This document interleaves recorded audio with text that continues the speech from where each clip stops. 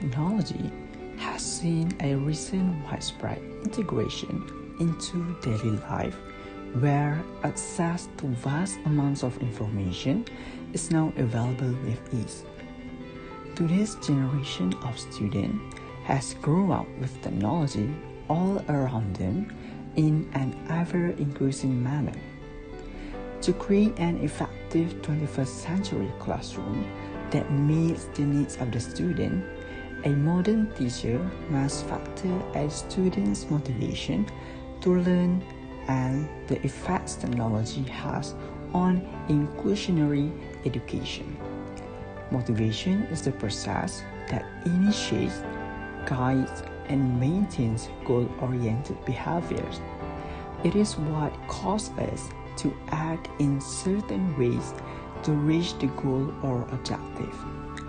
In this aspect of teaching and learning process, some research that have been conducted show that students will feel motivated through the specific use of technology in the classroom, whether it be for pedagogical purposes or for accommodation.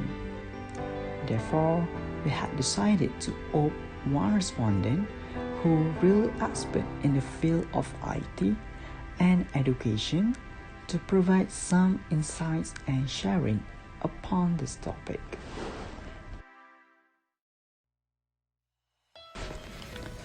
The respondent that we had chosen to be interviewed was Dr. Othman.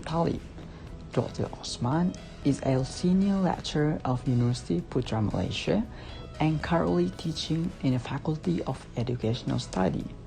He had pursued his study for the Doctor of Education degree at the University of Adelaide, Australia. Dr. Othman had conducted several research that emphasized on the area of computer and technology. Some of his novel research are computer in education, science education and constructivism, computer animation to teach complex and dynamic science concepts, and experimental research in science education. Dr. Othman also currently teaching 4 major courses in his faculty, which encompass IT in education, chemistry teaching method, science for secondary school, and lastly, science laboratory management.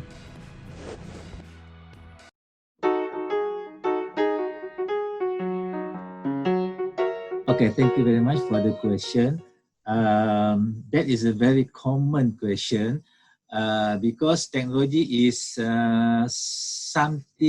it's not actually something new to the new generation, okay, especially for school students, okay, they were born with technology, okay. So having technology in school actually as part of the instructional tools, okay. We cannot deny that teacher will always be the best tool in order to deliver any lessons, okay, during the lesson, but we can enhance, okay, because as a human, teacher has a lots of weaknesses, limited capability to deliver, especially something that is abstract. So by showing video, for example, by showing a real life example, okay, through videos, through application, through games, that will give an authentic lesson to the students, so that will enhance their motivation, because they love to see something real rather than just talk and chalk, okay, as a traditional way of delivering lessons. So the content is become more complex nowadays, because we are talking about not only Malaysia, we are talking about whatever happened all over the world. That's why we need to use tools in order to bring any example as close as possible to the student context, okay. That's why they will enhance their motivation, because technology is part of their life nowadays. So from my point of view, students should be engaged, okay, with lesson, and then technology, especially digital technology, is part of the way that they can engage to what they are going to learn, okay, during the classroom lesson.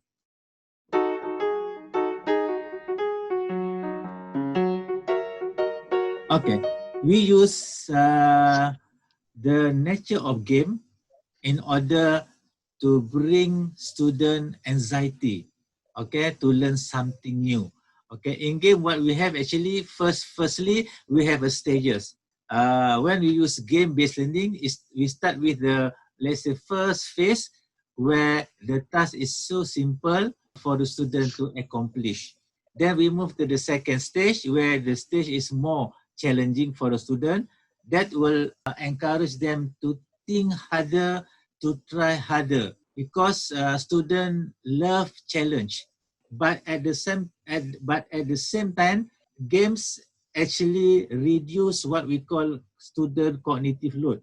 Cognitive load means they have to think a lot of concept in the same time, simultaneously. But by using game, we can break into few parts, okay, of the concept, so that they can achieve the first concept, maybe the more simple concept, and or the single concept, and then we move to the more complex concept. So that is the concept of the game. Okay, even we have what we call warming up. Maybe we give a simple example, simple exercise. Maybe we can show them the background of the concept by using game to solve a very simple task. Then we move more complex and complex, and we also give reward. Okay, when we play game, we got reward. Why student engage to game? Because they have a element of sound effects, element of musics. Okay, so it will optimize all the student senses. Okay, from the sight, from the hearing, okay, and then thinking, okay, and then solving a simple task. And they are not going to be graded A, B, or C. Okay, maybe they have score, and then they try to get more score and more score. There is no punishment in terms of punishment in the real lesson, where sometimes they cannot make mistake. But by using game-based learning, players can make mistake and improve, so that they can avoid to do the same mistake again. So the nature of game-based learning is actually one of the best way, and not the main way of instruction, but maybe just a supplementary, okay, once in a while, especially to make the learning process from different perspective. Okay, we use digital, for sure we use textbook, sometimes we use direct instruction from the teachers, sometimes we go to lab, or sometimes we have some kind of hands-on activity, presentation. So we need a lot of variety of delivering lessons. Okay, and one of the best way for sure is game-based learning. Okay, so that's why we need to know the process that they offer from the game-based learning, and then we try to make it a kind of lesson, but not too much on gaming. Okay, but the content of the game must connect to the concept that they have to learn, they have to master at school.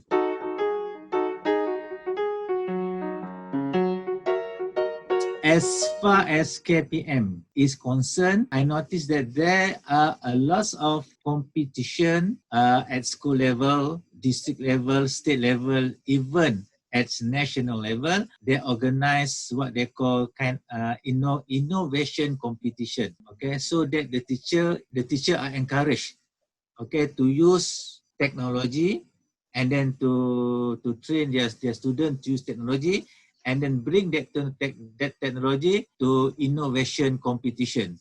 Okay, I think that is one way of encourage them to involve in using technology. And another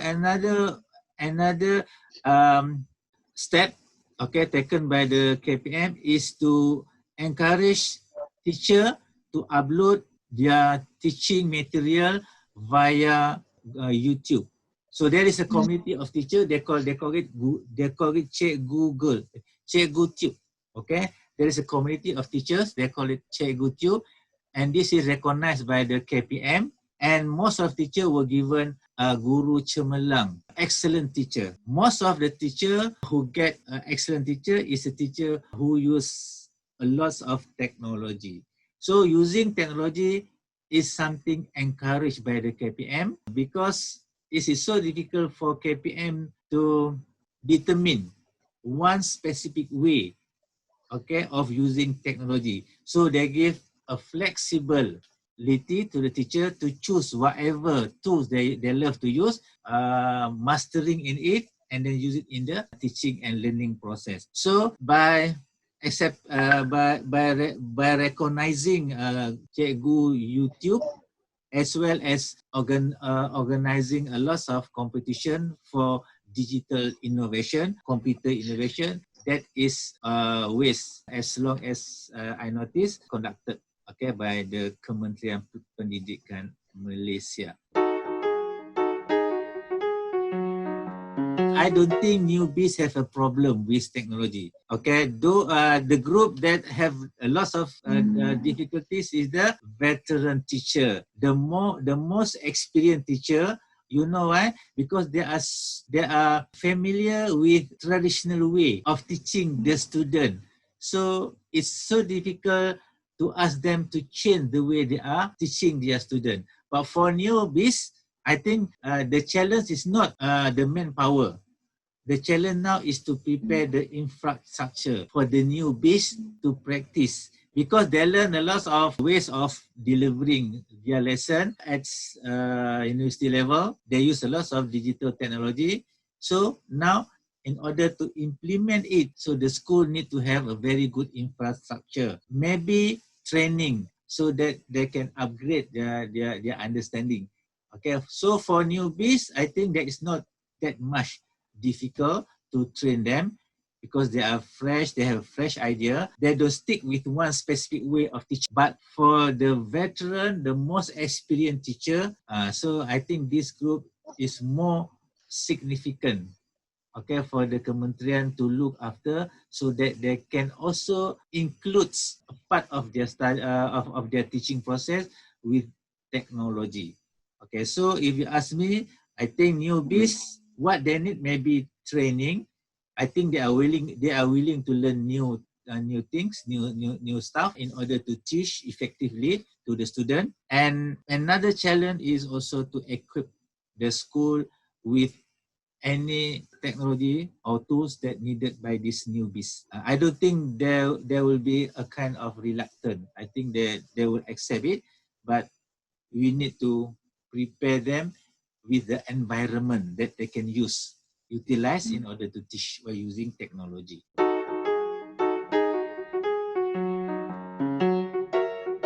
Okay, when we talk about technology, we don't talk only technology as a tool to teach the student.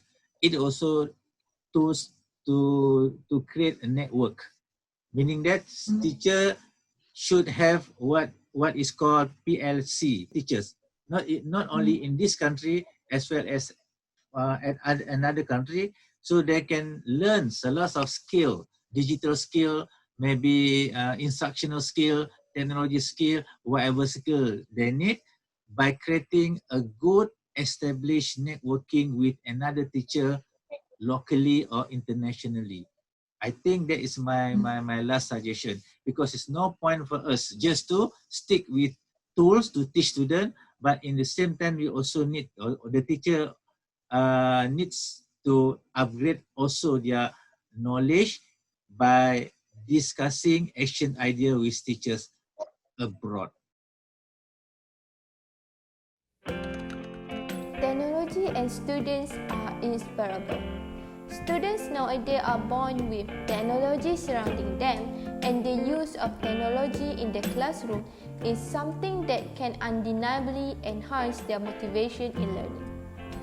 Technology has become a part of the teaching process and there are a plethora types of teaching methods used by both teachers and students. For example, a new learning method called the digital game-based learning introduced by Dr. Othman. According to his research, this type of teaching method is very productive and comprehensive to the students. This is because games are something that is very familiar and close to the young generation. In addition to that, teachers have also been approached by the ministry to advocate themselves in this kind of technology teaching in order to flag themselves towards the changing of times and trends. However, Dr. Othman also emphasized how technology is there to enhance the learning process and student motivation, but not to become the main tool or only tool for teaching. Overall, we can conclude that teachers certainly play an important role in enhancing students' motivation in learning through the way students are familiar and already part of their life, which is technology. Thank you, and that's all from us.